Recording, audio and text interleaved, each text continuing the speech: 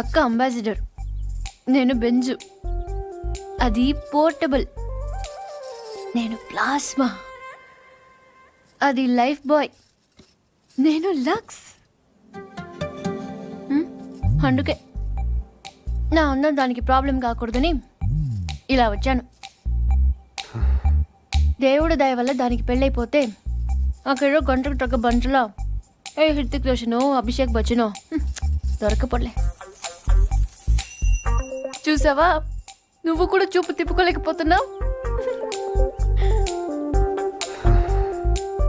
అయ్యో దేవుడా, ఎందుకయ్యా ఇంత అందం ఇచ్చావు నాకు.